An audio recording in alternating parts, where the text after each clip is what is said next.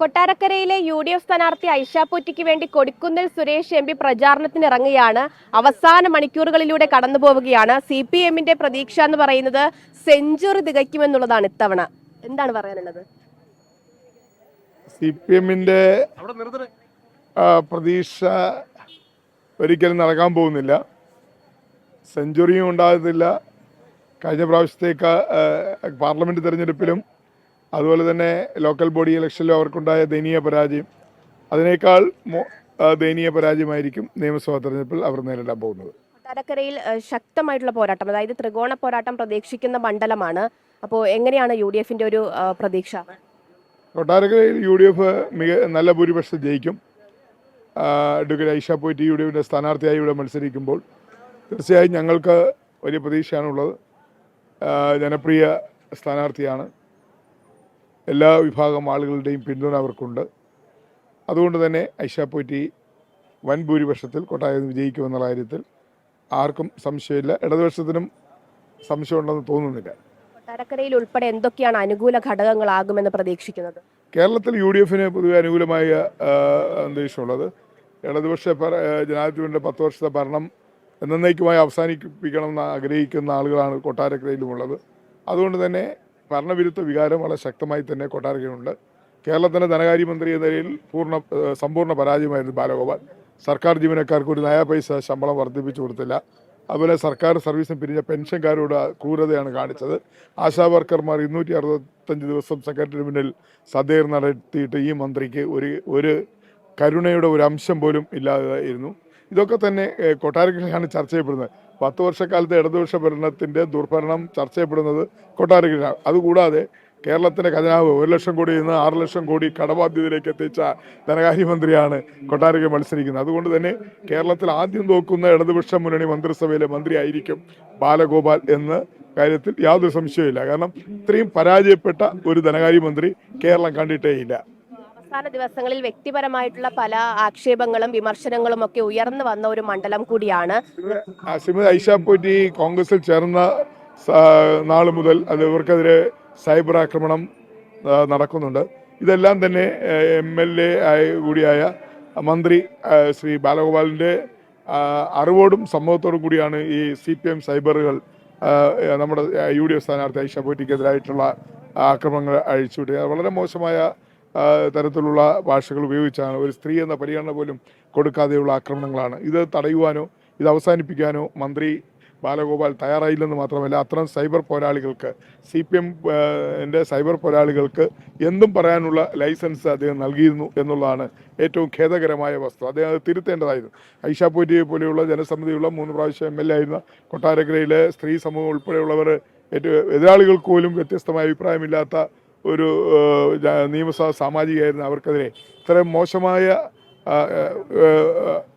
Cyber ആക്രമണം വന്നപ്പോൾ മന്ത്രി തന്നെ ഇടപെട്ട് അത് അവസാനിപ്പിക്കണം. നമുക്കറിയാം കോൺഗ്രസിന് എത്ര MLA-മാർ പോയി. ശോഭന ജോർജ് CPM-ൽ പോയി. അതുപോലെ തന്നെ എത്ര നേതാക്കൾ പോയി. ഞങ്ങളാരും ശോഭന ജോർജിനെയോ അല്ലെങ്കിൽ കോൺഗ്രസ് വിട്ട് CPM-ൽ ചേർന്ന ഒരു നേതാവിനെയും ഇത്തരത്തിൽ മ്ലേച്ഛകരമായി നീചമായി ഞങ്ങളാരും ആക്രമിക്കുകയോ അല്ലെങ്കിൽ പരിഹസിക്കുകയോ അല്ലെങ്കിൽ ചെയ്തിട്ടില്ല. പക്ഷേ ഇവിടെ ഇന്നലെ 2 ദിവസം മുമ്പ് കരിപ്ര പഞ്ചായത്തിലെ സ്വീകരണ പര്യടന പരിപാടിയിൽ വോട്ട് ചോദിക്കാൻ ചെന്നപ്പോൾ 2 CPM പ്രവർത്തകർ അവരോട് പറഞ്ഞ വാക്കുകൾ പുറത്ത് പറഞ്ഞുകൂടാൻ പാടില്ലാത്ത വാക്കുകളാണ് പറഞ്ഞത്. അതിൻ്റെ പോലീസ് കേസ് എടുത്തിട്ടുണ്ട്. പക്ഷേ ഐഷ പോറ്റിയുടെ സ്ഥാനാർത്ഥം CPM-നെ ഉറക്കം കെടുത്തുന്നു എന്നുള്ളതാണ്. ബാലഗോപാൽ നിയമസഭയിൽ അടൂരിൽ മത്സരിച്ച് തോറ്റിട്ടുണ്ട്. പാർലമെൻറ്റിൽ കൊല്ലത്തുനിന്ന് മത്സരിച്ച് തോറ്റിട്ടുണ്ട്. ആകെ ജയിച്ചത് കൊട്ടാരക്കരയിൽ നിന്നാണ്. അത് ശ്രീമതി ഐഷ പോറ്റിയുടെ പിന്തുണയോട് കൂടിയാണ്. ഐഷ പോറ്റിയെ ശക്തമായ ക്യാമ്പയിൻ കഴിഞ്ഞ തെരഞ്ഞെടുപ്പിൽ ബാലഗോപാലിന് വേണ്ടി നടത്തിയത് കൊണ്ടാണ് ബാലഗോപാൽ ഇവിടെ നിന്ന് ജയിച്ചത്. ഇന്ന് ഐഷ പോറ്റി അത് ആരോട് ബാലഗോപാലിനോടൊപ്പമില്ല, CPM-നോടൊപ്പമില്ല. ഇത് അവരെ വല്ലാതെ ഉറക്കം കെടുത്തുന്നു. അതുകൊണ്ട് തന്നെ എങ്ങനെയും ഐഷ പോറ്റിയെ വ്യക്തിപരമായി തേജോവധം ചെയ്യുക, വ്യക്തിഗത നടത്തുക, അവരെ വർഗവഞ്ചകയെന്ന് പറയുക, അല്ലെങ്കിൽ കാലുമാറ്റക്കാരിയാണെന്ന് പറയുക, അധികാരമോഹിയാണെന്ന് പറയുക എന്നുള്ളതാണ്. അധികാരമോഹം ഇല്ലാത്ത ആർക്കും. എന്നാൽ പിന്നെ പിണറായി വിജയൻ എന്തിനാണ് 3ാം പ്രാവശ്യം മത്സരിക്കുന്നത്? എന്തിനാണ് 3ാം പ്രാവശ്യം മുഖ്യമന്ത്രിയാകാൻ ആഗ്രഹിക്കുന്നത്?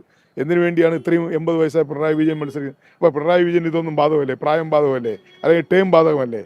അല്ലെങ്കിൽ മുഖ്യമന്ത്രി സ്ഥാനം 3ാം പ്രാവശ്യം മത്സരിക്കാൻ വേറെ CPM-ലായില്ലേ? അപ്പോൾ ഐഷ പോറ്റിക്ക് മാത്രമാണ് കുറ്റം. ഐഷ പോറ്റി മാത്രമാണ് മത്സരിക്കാൻ ആഗ്രഹിക്കുന്നത് അധികാരമോഹിയെന്നും വർഗവഞ്ചകയെന്നും വിളിക്കുന്നത്. ഇതൊക്കെ തന്നെ കൊട്ടാരക്കരയിലെ വോട്ടർമാർക്ക് നന്നായിട്ട് അറിയാം. അവർ നല്ല രീതിയിൽ തന്നെ അതിനെ പ്രതികരിക്കും.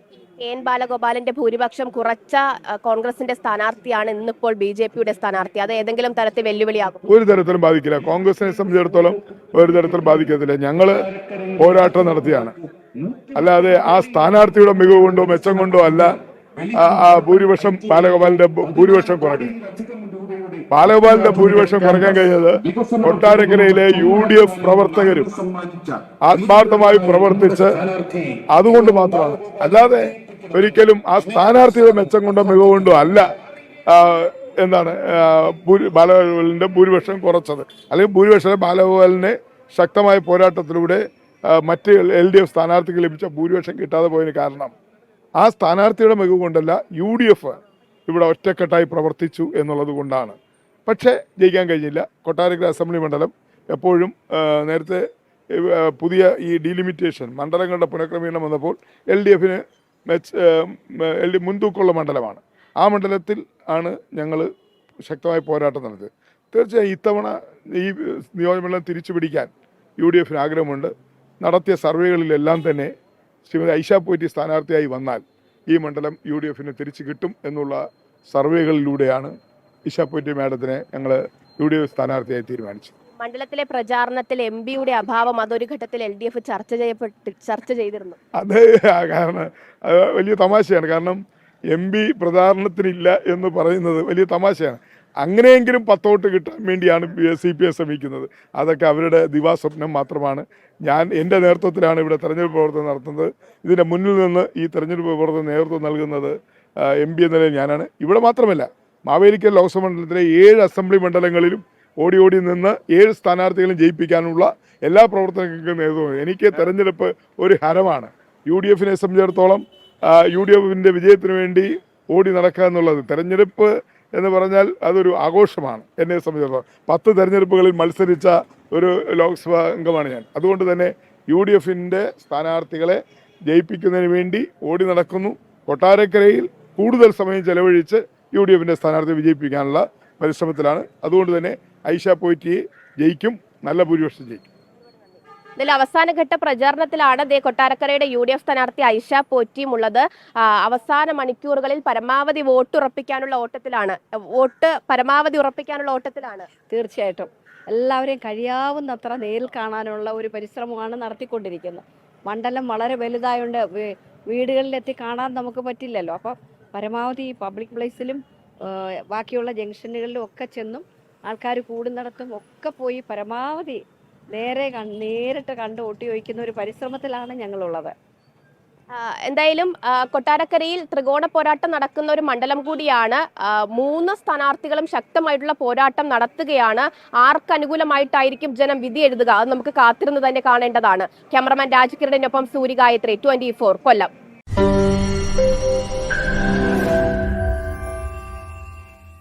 ലോകത്തെവിടെയായാലും ഏത് സമയത്തും 24 വാർത്തകളും ഓഗ്മെന്റഡ് റിയാലിറ്റി പാക്കേജുകളും എക്സ്പ്ലെയിനറുകളും വിശദമായി കാണാൻ ഞങ്ങളുടെ YouTube ചാനൽ നിങ്ങൾക്ക് സബ്സ്ക്രൈബ് ചെയ്യാം.